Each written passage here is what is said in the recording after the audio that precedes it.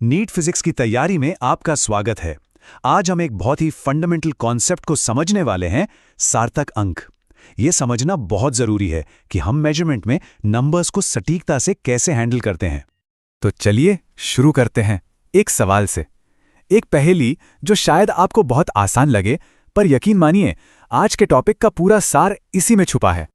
तो इसका जवाब छुपा है मेजरमेंट की लैंग्वेज में, जिसे हम कहते हैं सिग्निफिकेंट फिगर्स या सार्थक अंक। फिजिक्स में ना हर नंबर की एक कहानी होती है, और ये सार्थक अंक हमें बताते हैं कि वो कहानी कितनी भरोसेमंद है। अच्छा, तो उस पहेली को सॉल्व करने से पहले हमें मेजरमेंट की कुछ बेसिक वोकैबुलरी, कुछ जरूरी शब्दों को समझना होगा। तो सार्थक अंक होते क्या हैं? देखिए, किसी भी मापी गई वैल्यू में ये वो डिजिट्स हैं जिनके बारे में हम श्योर हैं, मतलब रिलायबल हैं, और साथ में पहला अनसर्टेन डिजिट। बेसिकली ये बताते हैं कि मेजरमेंट लेने वाला इंस्ट्रूमेंट कितना प्रिसाइज था और वो मेजरमेंट कितना भरोसेमंद है। सिंपल सी बात है, जितने ज्यादा सिग्निफिकेंट फिगर्स, आपका मेजरमेंट उतना ही ज्यादा प्रिसाइज और एक्यूरेट माना जाएगा, मतलब मेजरमेंट उतना ही बेहतर है। हाँ, और यहाँ एक और बहुत ज़रूरी बात है, एक्यूरेसी और प्रिसिजन के बीच का फ़र्क समझना। एक्यूरेसी का मतलब है कि आपका मेजरमेंट असली वैल्यू के कितना करीब है, वहीं प्रिसिजन का मतलब है कि अगर आप बार बार मेजरमेंट लेते हैं तो वो एक दूसरे के कितने करीब हैं। सोचिए, जैसे आप तीर चला रहे हैं और सारे तीर एक ही जगह लगते हैं पर बुलजाई से दूर, तो वो प्रिसाइज तो है पर एक्यूरेट नहीं।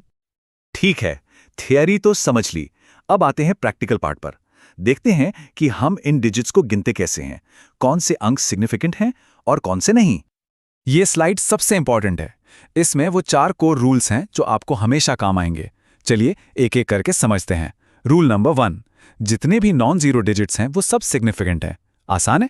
रूल नंबर 2, अगर कोई जीरो दो नॉन जीरो डिजिट्स के बीच में फंसा है तो वो भी सिग्निफिकेंट है। अब आते हैं रूल 3 और 4 पर, जो जीरो के बारे में है, और यहीं सबसे ज्यादा कंफ्यूजन होता है। रूल 3 कहता है कि नंबर की शुरुआत में आने वाले जीरोस, मतलब लीडिंग जीरोस, कभी सिग्निफिकेंट नहीं होते। और रूल 4 कहता है कि नंबर के एंड में आने वाले जीरोस, यानी ट्रेलिंग जीरोस, सिर्फ तभी सिग्निफिकेंट होंगे जब नंबर में कहीं डेसिमल पॉइंट हो। तो इन्हीं रूल्स के बेसिस पे चलिए एक क्विक टेस्ट करते हैं। नीट में बिल्कुल ऐसे ही सवाल आते हैं। बताइए, इस नंबर 0.066900 में कितने सिग्निफिकेंट फिगर्स हैं? अगर आपका जवाब 4 है तो बिल्कुल सही। चलिए देखते हैं कैसे। रूल 3 के हिसाब से 6 से पहले जो 2 जीरोस हैं वो लीडिंग जीरोस हैं, तो उन्हें हम नहीं गिनेंगे। पर 6 और 9 नॉन जीरो हैं, तो वो गिने जाएंगे। और अब रूल 4 याद कीजिए, 9 के बाद जो 2 जीरोस हैं वो डेसिमल पॉइंट के बाद आ रहे हैं, इसलिए ये ट्रेलिंग जीरोस भी सिग्निफिकेंट हैं। तो कुल मिलाकर हो गए 6, 9, 0 और 0, यानी 4 सिग्निफिकेंट फिगर्स। अच्छा, अब 2 स्पेशल केसेस भी याद रखने हैं।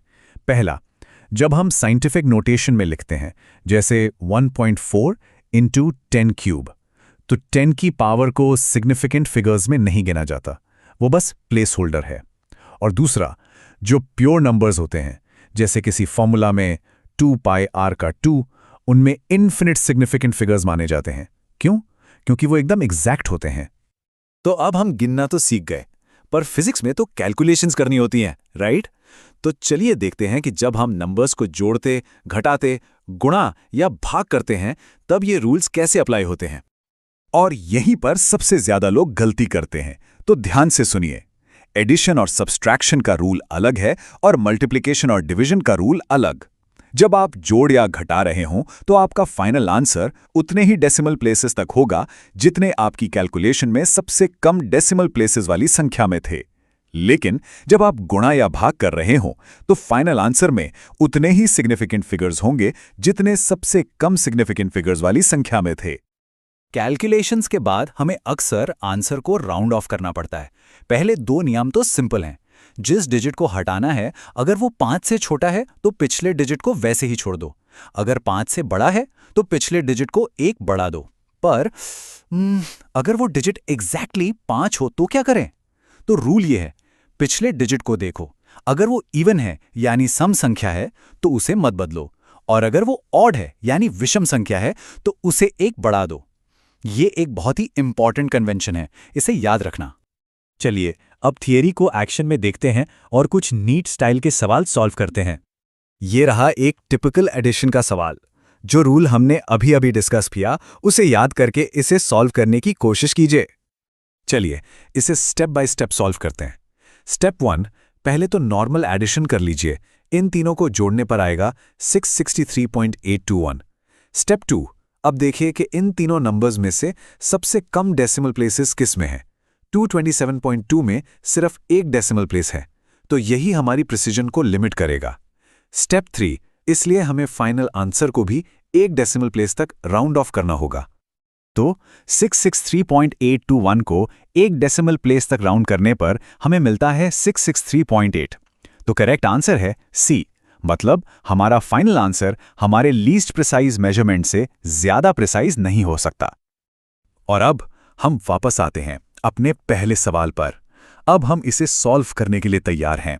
फिजिक्स में 2.0 किलोमीटर और 2000 मीटर बराबर क्यों नहीं है? देखिए, सारा खेल प्रेसिजन का है। जब हम लिखते हैं 2.0 किलोमीटर तो इसमें दो सिग्निफिकेंट फिगर्स हैं।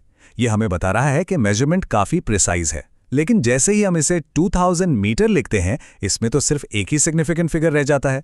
मतलब हमने मेजरमेंट की प्रिसीजन को कम कर दिया। रूल ये है कि यूनिट्स बदलने से मेजरमेंट की प्रिसीजन नहीं बदलनी चाहिए। तो सही तरीका क्या है? साइंटिफिक नोटेशन का इस्तेमाल करना। हम इसे लिखेंगे 2.0 x 10 क्यूब मीटर। इसमें अब भी दो सिग्निफिकेंट फिगर्स हैं और प्रिसीजन भी मेंटेन हो गई। तो आखिर में ये समझना जरूरी है कि सिग्निफिकेंट फिगर्स साइंटिफिक मेजरमेंट की ग्रामर की तरह हैं।